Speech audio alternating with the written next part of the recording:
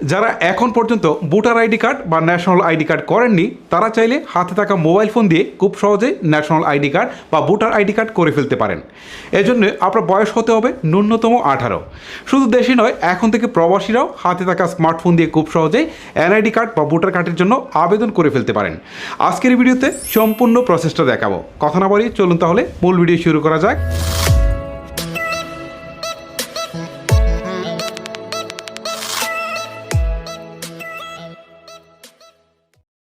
শুরুতেই আপনি আপনার স্মার্টফোন থেকে চলে যাবেন ক্রোম ব্রাউজারে। ওকে, আমি এখান থেকে ক্রোমে ক্লিক করছি। ক্রোমে আসার পর এখান থেকে আমি সার্চ বারে গিয়ে লিখবো সার্ভিসেস, SERVICES লিখে একটা স্পেস দিব। তারপর লিখবো NIDW, ঠিক আছে, NIDW লিখে একটা স্পেস GOB, তারপর হচ্ছে ডট, তারপর হচ্ছে VD লিখে আমি এন্টার বাটনে প্রেস করব। ওকে, এটা আমি স্ক্রিনেও দেখাচ্ছি, যাদের বুঝতে সমস্যা হবে তারা একটু পজ করে দেখে নেবেন। তারপর দেখবেন এখানে আপনার সামনে NID কার্ডের যে ওয়েবসাইট রয়েছে সেটা চলে আসবে। এখন এটাতে আপনি ক্লিক দিবেন।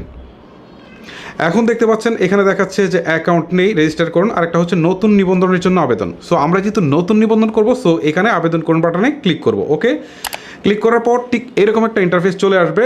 এখান থেকে একটা ফর্ম ফিল আপ করতে হবে। শুরুতে চাচ্ছে পুরো নাম ইংরেজিতে। এই ক্ষেত্রে আমি আপনাদেরকে বলি, আপনাদের যদি জুনিয়র স্কুল সার্টিফিকেট থেকে থাকে অথবা SSC সার্টিফিকেট থেকে থাকে, তাহলে সেই নামটা যেভাবে রয়েছে ঠিক সেম নামটা এখানে সুন্দর করে বসিয়ে দিবেন। ওকে, আমি নামটা বসিয়ে দিচ্ছি। নাম বসানো শেষ। এখন আমি জন্ম তারিখ বসাবো। ওকে, এখান থেকে আমি জন্ম তারিখ বসাচ্ছি। ওকে, এবারে আমি জন্ম তারিখটা বসিয়েছি। এখন দেখেন এখানে খুবই জলচাপের মতো করে একটা কোড দেওয়া রয়েছে। এটাকে জাস্ট এখানে নিচে টাইপ করতে হবে। ছবিতে প্রদর্শিত কোডটি প্রবেশ করান এখানে টাইপ করতে হবে। ওকে, এখানে ক্যাপিটাল থাকলে ক্যাপিটাল, স্মল থাকলে স্মল বসাতে হবে। ওকে, আমি কোডটি বসাচ্ছি। এবারে আমার কোড বসানো শেষ। এবার বহাল যে বাটনটা রয়েছে এখানে একটা ক্লিক করব। ক্লিক করার পর এখন একটা ফোন নাম্বার চাচ্ছে, ঠিক আছে। এক্ষেত্রে আপনার নিজের ফোন নাম্বার না থাকলে আপনার পিতামাতা যে কারো থাকে একটা ফোন নাম্বার দিয়ে দিবেন। ওকে, আমি এখান থেকে একটা ফোন নাম্বার দিয়ে দিচ্ছি। আমার ফোন নাম্বার বসানো শেষ। এবার বার্তা পাঠান বাটনে একটা ক্লিক দিচ্ছি।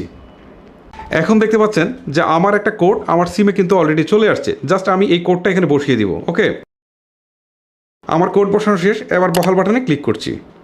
ক্লিক করার পর এখন দেখেন এখানে আসছে ইউজার নেম, ঠিক আছে। একটা ইউজার নেম দিয়ে দিবেন। তারপর হচ্ছে এখানে পাসওয়ার্ড চাচ্ছে। ওকে, আমি একটা ইউজার নেম দিয়ে দিচ্ছি। আমি ইউজার নেম দিয়ে দিলাম। এবার একটা পাসওয়ার্ড দিয়ে দিচ্ছি। এখন উপরে যে পাসওয়ার্ডটা দিয়েছি সেম পাসওয়ার্ডটা আমি আবারও নিচে দিয়ে দিচ্ছি। এখন দেখতে পাচ্ছেন আমার ফর্মটা কিন্তু ফিল আপ করা শেষ। ইউজার নেম দিয়েছি, আমার পাসওয়ার্ড এবং ইউজার নেম বসানো শেষ। এবার বহাল বাটনে ক্লিক করছি। এখন দেখতে পাচ্ছেন আমার ইউজার নেমটি কিন্তু নিয়ে নিয়েছে। এখন এখান থেকে বিস্তারিত প্রোফাইল নামে একটা অপশন দেখাচ্ছে। ওকে, আমি এখান থেকে বিস্তারিত প্রোফাইলে ক্লিক দিই। দেওয়ার পর এখন দেখেন আমার সমস্ত তথ্য ফুলফিল করার জন্য একটা ফর্ম কিন্তু চলে আসছে। এখন একটা কথা আপনাদেরকে বলি, এখানে আপনি আপনার নামটা আপনার সার্টিফিকেট অনুযায়ী বসাবেন। আর আপনার পিতামাতার নামটা মাস্ট বি আপনার পিতামাতার যে NID কার্ড রয়েছে সেখানে যেভাবে দেওয়া রয়েছে সেভাবে দিবেন। আর ঠিকানাটা আপনার পিতামাতার NID কার্ডে যেভাবে রয়েছে সেভাবেই দিবেন। ওকে, আর বর্তমান ঠিকানাটা এটাও খুব ভালো করে কেয়ারফুলি ফুলফিল করবেন। ওকে, তথ্যগুলোকে ফিল আপ করার জন্য আমাকে উপরের দিকে যে এডিট বাটন রয়েছে এখানে একটা প্রেস করতে হবে। ওকে, আমি এডিটে দিচ্ছি। এডিটে দেওয়ার পর এখানে দেখেন দেখাচ্ছে ব্যক্তিগত তথ্য। এখানে যদি আমি ক্লিক দিই তাহলে এখানে ব্যক্তিগতই থাকুক, ঠিক আছে। তারপরে হচ্ছে এখান থেকে নাম, ঠিক আছে। এখন আমি নামটা খুব কেয়ারফুলি বাংলায় দিয়ে দিব, ঠিক আছে। এখানে যা যা অপশন আছে আমি ফুলফিল করে আবারও আপনাদের সাথে আসছি। ওকে, এবারে আমি আপনাদেরকে দেখাই কি কি তথ্য ফুলফিল করেছি। দেখেন এখানে ব্যক্তিগত তথ্য, তারপর হচ্ছে বাংলার নাম দিয়েছি, আর ইংরেজি নামটা অটোমেটিক এটা সিলেক্ট করাই থাকে বা এটা আগে থেকেই ফুলফিল করা থাকে, কারণ আমরা শুরুতেই কিন্তু ইংরেজি নামটা ফিল আপ করে থাকি। দেন এখান থেকে লিঙ্গ বসিয়েছি, তারপর হচ্ছে রক্তের যে গ্রুপ রয়েছে সেটা বসিয়েছি, তারপর হচ্ছে জন্ম নিবন্ধন নাম্বার বসিয়েছি। আপনাকে NID করতে গেলে মাস্ট বি জন্ম নিবন্ধন নাম্বারটা আগে থেকেই করে রাখতে হবে। ওকে, দেন জন্ম তারিখটা আগে থেকেই বসানো থাকে। তারপর হচ্ছে এখান থেকে জন্মস্থান, আপনি যদি বাংলাদেশে জন্মগ্রহণ করে থাকেন তাহলে বাংলাদেশ বা অন্য কোনো কান্ট্রিতে জন্মগ্রহণ করে থাকলে সেটাও কিন্তু আপনি এখান থেকে সিলেক্ট করে দিতে হবে। তারপর হচ্ছে জাতীয়তা, সেটা কিন্তু অটোমেটিক বসে গিয়েছে। তারপর এখানে পিতার নাম, ঠিক আছে, পিতার নাম বসিয়েছি বাংলায়, পিতার নাম বসিয়েছি ইংরেজিতে। এটা কিন্তু আপনার পিতার যে NID কার্ড রয়েছে সেটা দেখে দেখে সুন্দর করে বসাবেন। আর যদি পিতা মৃত থাকে তাহলে এখানে মৃত নাম একটা অপশন রয়েছে, এটা এখান থেকে সিলেক্ট করে দিবেন। ওকে, আর এখানে পিতার NIDটা বলছে কিন্তু আপনি না দিলেও কোনো সমস্যা নেই। একটা জিনিস আপনাদেরকে বলি, দেখেন প্রত্যেকটা টাইটেলের শেষের দিকে একটা স্টার চিহ্ন রয়েছে। এই স্টার চিহ্ন মানে হচ্ছে যে এটা বাধ্যতামূলক আপনাকে ফুলফিল করতেই হবে। ওকে, যেখানে স্টার চিহ্ন নেই সেটা ফুলফিল না করলেও কোনো প্রবলেম নেই। দেন এখানে আপনার মাতার তথ্য বসাতে হবে, যেমন মাতার নাম বাংলায় দিবেন, তারপর হচ্ছে এটা ইংরেজিতে দিবেন। আমি কিন্তু বাংলা ইংলিশ দুইটাই দিয়েছি। তারপর এখান থেকে দেখেন এখানে বড় ভাই বোনের তথ্য, এটা আপনি চাইলে দিতেও পারেন, নাও দিতে পারেন। ওকে, তারপর এখান থেকে আপনার বৈবাহিক যে অবস্থা রয়েছে সেটা এখান থেকে বসাতে হবে। দেন এখান থেকে আপনার বাকি যে তথ্যগুলো রয়েছে সেইগুলো আপনি চাইলে বসাতেও পারেন, নাও বসাতে পারেন। ঠিক আছে, যদি আপনার তথ্য ফুলফিল হয়ে যায় তাহলে পরবর্তী যে বাটনটা রয়েছে এখানে ক্লিক করতে হবে। ওকে, আমি এখানে ক্লিক দিচ্ছি। ক্লিক দেওয়ার পর এখন দেখেন এখান থেকে দেখাচ্ছে যে শিক্ষাগত যোগ্যতা। ওকে, এখান থেকে শিক্ষাগত যোগ্যতা আপনাকে সিলেক্ট করতে হবে। এখন অনেকে প্রশ্ন করবেন যে আমার তো শিক্ষাগত কোনো যোগ্যতাই নেই, আমি পড়ালেখাই করিনি। সো এই ক্ষেত্রে একদম নিচের দিকে একটা অপশন রয়েছে নিরক্ষর, আবার অন্যান্য সিলেক্ট করতে পারেন। ওকে, সো যার যে শিক্ষাগত যোগ্যতা হায়েস্ট রয়েছে সেটা এখানে উল্লেখ করে দিতে হবে। ঠিক আছে, যদি আপনি স্নাতকোত্তর কমপ্লিট করে থাকেন তাহলে এখানে স্নাতকোত্তর এটা দিয়ে দিবেন, আর যদি আপনি অষ্টম শ্রেণী পাস করে থাকেন অষ্টম শ্রেণী বা এসএসসি পাস করে থাকলে এসএসসি। ওকে, আমি এখান থেকে যে তথ্যগুলো রয়েছে সেইগুলো ফুলফিল করে আবার আপনাদের সাথে আসছি। ওকে, অন্যান্যতে আমার যে সকল তথ্য ছিল আমি সবগুলাই কিন্তু ফুলফিল করেছি। এখন আপনাদেরকে দেখাই শিক্ষাগত যোগ্যতা, আমি এটা মাধ্যমিক, উচ্চ মাধ্যমিক বা সমমান দিয়েছি। তারপর এখান থেকে পেশা, এটাকে আমি সিলেক্ট করে দিয়েছি ছাত্রছাত্রী। এখন অসমর্থতা, তারপরের অপশনটা হচ্ছে অসমর্থতা। এখানে যদি আপনি একটি ক্লিক দেন তাহলে দেখতে পারবেন যে দৃষ্টি প্রতিবন্ধী, শারীরিক প্রতিবন্ধী। ঠিক আছে, সোজা কথা হচ্ছে যদি প্রতিবন্ধকতা কোনো কিছু না থেকে থাকে তাহলে এটা সিলেক্ট না করলেও কোনো সমস্যা নেই, কারণ এখানে কোনো প্রকার লাল দাগ দিয়ে স্টার চিহ্ন দেওয়া নেই। তারপর শনাক্তকরণে কোনো চিহ্ন যদি থাকে তাহলে দিবেন, না থাকলে দেওয়ার দরকার নেই। টিন নাম্বার থাকলে দিবেন, ড্রাইভিং লাইসেন্স থাকলে দিবেন, না থাকলে দেওয়ার দরকার নেই। কিন্তু ধর্মটা মাস্ট বি সিলেক্ট করতে হবে, আর টেলিফোন নাম্বার আপনি চাইলে দিলে দিতেও পারেন। ওকে, এই তথ্যগুলো ফুলফিল করার পর আপনি পরবর্তী যে বাটনটা রয়েছে এখানে একটা ক্লিক দিবেন। ওকে, আমি ক্লিক দিচ্ছি। ক্লিক দেওয়ার পর এখন দেখেন এখানে দেখাচ্ছে যে অবস্থানরত দেশের নাম। ঠিক আছে, এখন এখানে একটা ক্লিক দেন। দেওয়ার পর আপনি যদি দেশের বাইরে থেকেও আবেদন করতে চান তাহলে কিন্তু করতে পারবেন। ঠিক আছে, দেশের বাইরে থেকেও আপনি পারবেন। আমি যেহেতু বাংলাদেশে রয়েছে এটা বাংলাদেশ সিলেক্ট করব।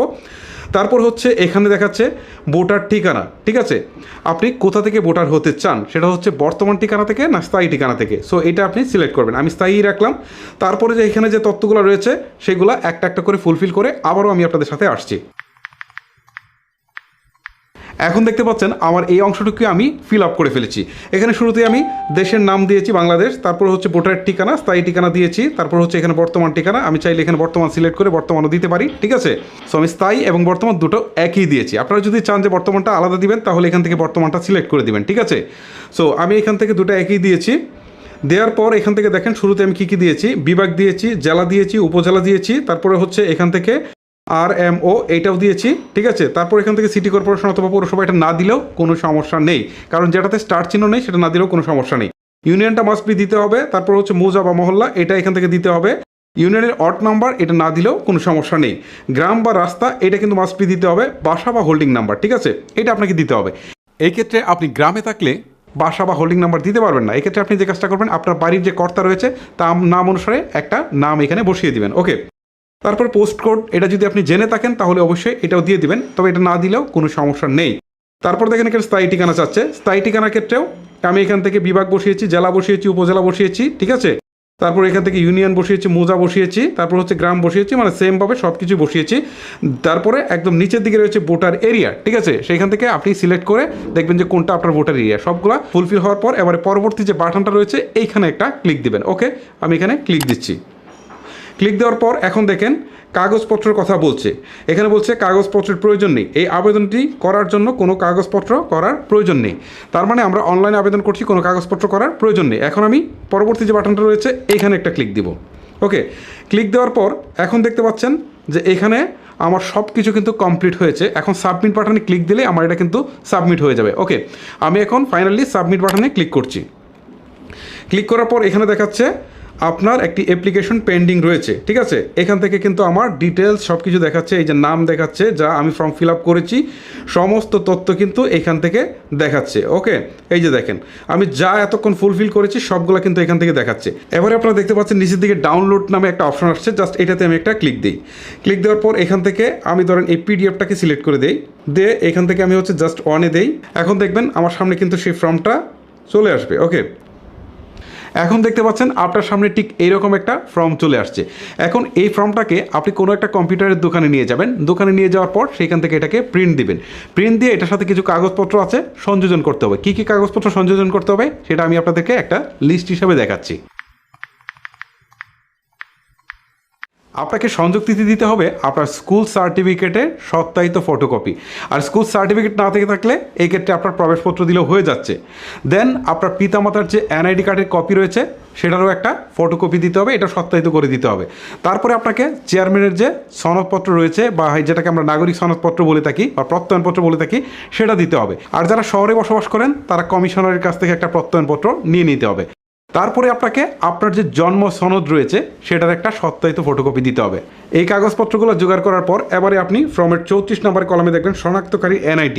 তার মানে হচ্ছে আপনার যদি চেয়ারম্যান থেকে থাকে অথবা মেম্বার থেকে থাকে তাহলে তার NID নাম্বার এখানে দিতে হবে, দেন তার স্বাক্ষর দিতে হবে পাশেই। অথবা শহরে থাকলে কমিশনারের এখানে হচ্ছে NID নাম্বার এবং স্বাক্ষর দিতে হবে।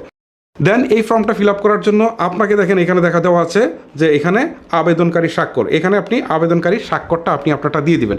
দিয়ে দেওয়ার পর প্রয়োজনীয় যে কাগজপত্রগুলোর কথা বললাম এগুলো এখানে সংযুক্ত করবেন। সংযুক্ত করার পর আপনার নিকটস্থ যে নির্বাচন অফিস রয়েছে সেইখানে যাবেন। সেখানে যাওয়ার পর এগুলো সাবমিট করবেন। সাবমিট করার পর নির্বাচনী যে কর্মকর্তারা রয়েছে তারা অবশ্যই আপনাকে একটা ডেট দিবে, যে ডেটে আপনি গিয়ে আপনার যে আঙ্গুলের ছাপ, চোখের আইরিশ এগুলো সব দিয়ে আসবেন। এখন একটা প্রশ্ন অনেকেই করবেন যে আমরা যদি প্রবাসে থাকি তাহলে সেই ক্ষেত্রে আমরা কী করে করব। সো এই ক্ষেত্রে আমি আপনাদেরকে একটা সাজেশন দিতে পারি যে আপনারা যখন দেশের বাইরে থেকে কিছুদিন আগে আসবেন, আসার আগে এই কাজটা করে নেবেন, ঠিক আছে?